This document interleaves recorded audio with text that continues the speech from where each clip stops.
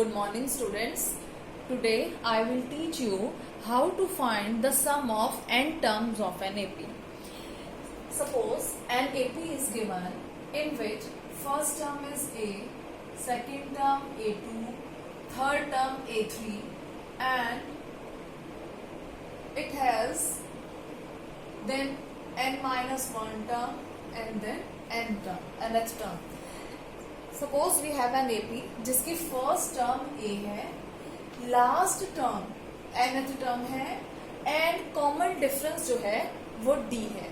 अब हम इन सभी टर्म्स का सम फाइंड आउट करेंगे with the help of sum of N term formula, SN formula.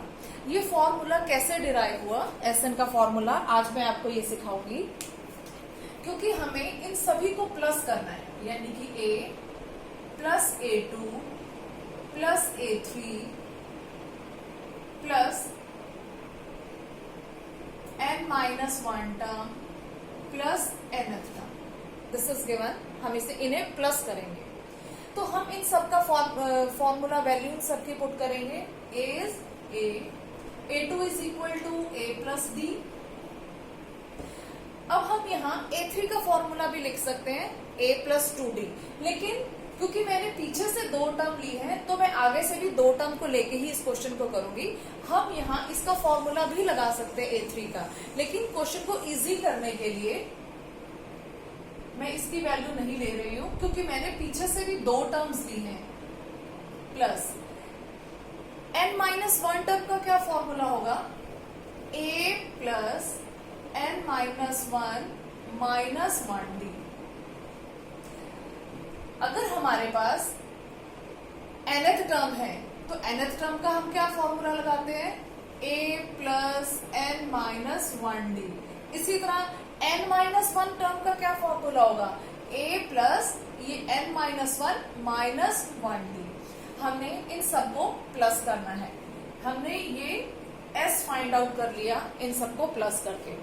अब हम दोबारा से इनका सम फाइंड आउट करेंगे, लेकिन पीछे से रिवर्स ऑर्डर में लिखना स्टार्ट करेंगे. Again s is equal to, अब हम पीछे से लिखेंगे a plus n minus 1D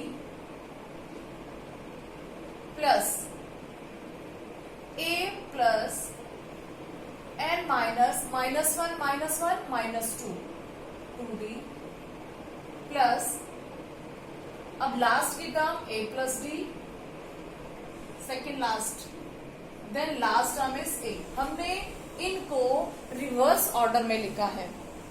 क्यों लिखा है, अगर मैं आपको बोलूं 1 प्लस 2 प्लस 3 प्लस 4 कीजिए, अब इसका सम क्या आएगा, 4 and 3 7 2 9 and 1 10.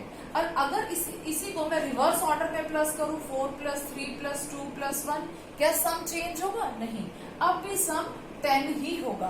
तो हमने एक बार इसको सीधे लिखा और एक बार इसको पीछे से लिखना शुरू कर दिया. अब हमारे पास ये दो इक्वेशंस आ गई, this one and this one. इसको आप दे दीजिए इक्वेशन 1 और इसको आप दे दीजिए इक्वेशन 2. अब हम इन दोनों इक्वेशंस को प्लस कर देंगे, equation 1 plus equation 2. s plus s 2s is equal to, अब a को इसके साथ प्लस करेंगे, a plus n minus 1D. अब यही प्लस करके देखिए, a प्लस a 2a, आगे यही आ जाएगा 2a plus n minus 1D. यानी कि जब हमने ये फर्स्ट टर्म और लास्ट टर्म को प्लस किया तो हमारे पास ये आ गया. अब हम सेकेंड टर्म और यहां से सेकेंड टर्म इन दोनों को प्लस करेंगे. देखिए a प्लस a 2a, अब यहां है d plus n minus 2D. आप इसको रफ में करके देखिए, d plus n minus 2D. यहां कितना d है, 1D. दोनों को प्लस करेंगे तो 1 प्लस n माइनस 2 और यहां से d कॉमन ले लेंगे तो हमारे पास क्या आ जाएगा, n 1 माइनस 2 माइनस 1D. तो n माइनस 1D हमारे पास आ गया.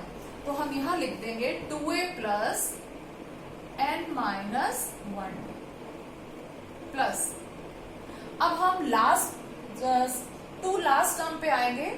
अब हम यहां से सेकंड लास्ट और यहां से सेकंड लास्ट इन दोनों को प्लस करेंगे, तो आप रफ में इसे प्लस कीजिए तो आपके पास दोबारा से यही आ जाएगा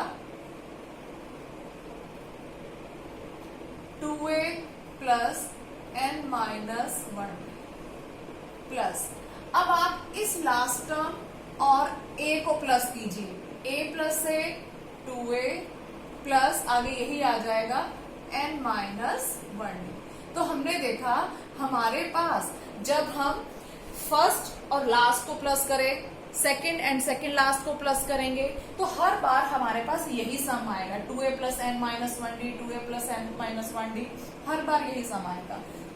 अब हमें इनको प्लस करना है। ये जो सम है 2a plus n minus 1d हमारे पास कितनी बार आएगा? n टाइम्स आएगा, क्योंकि हमारे पास n टर्म्स हैं। तो ये सम भी हमारे पास n टाइम्स आ गया। तो हम लिख सकते हैं n times 2a plus n minus 1। अगर आपको ये समझ नहीं आया तो मैं आपको एक एग्जांपल से बताती हूँ। सपोज आपको 10 को प्लस करना है, 10 प्लस 10 प्लस 10 प्लस 10, ठीक है। अब हम 10 को कितनी बार प्लस कर रहे हैं? 1 2 3 4। तो आप इसको लिख सकते हैं ना 4 टाइम्स 10 यानी कि 40। सिमिलरली अब यहाँ 10 की जगह हमारे पास 2a plus n minus 1d है। ये कितनी बार प्लस हो रहा है? n time. तो हमने इसे लिख दिया n times 2a plus n minus 1d। अब ये 2 यहाँ जाके डिवाइड हो जाएगा, तो s is equal to n by 2 2a plus n minus 1d। तो हमारे पास ये फॉर्मूला आ गया सम ऑफ n टर्म्स का।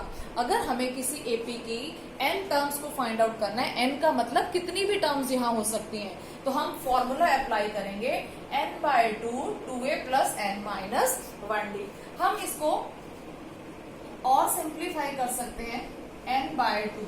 अब यहाँ 2a है, 2a को आप a प्लस a लिख सकते हैं प्लस n माइनस 1d। अब ये a plus n minus 1d किसका फॉर्मूला है? आपने पिछले चैप्टर में किया। a plus n minus 1d क्या होता है? nth टर्म का फॉर्मूला। तो आप लिख सकते हैं n by 2 a plus nth term. nth term क्या है? nth टर्म लास्ट टर्म है, तो आप लिख सकते हैं n बाय 2 a प्लस, इस nth को l भी लिख सकते हैं। तो आपके पास एक और फॉर्मूला आ गया सम ऑफ n टर्म्स को फाइंड आउट करने का, n by 2 a plus l। तो चाहे आप ये वाला फॉर्मूला यूज करें, चाहे आप ये वाला फॉर्मूला यूज करें, आप किसी भी एपी की n टर्म्स को फाइंड आउट कर सकते हैं। अगर आपको किसी एपी की last term nth term given है तो आप ये वाला फॉर्मूला लगाइए, और अगर आपको लास्ट टर्म यानी कि nth टर्म की वैल्यू नहीं मालूम तब आप ये वाला फॉर्मूला लगाएंगे।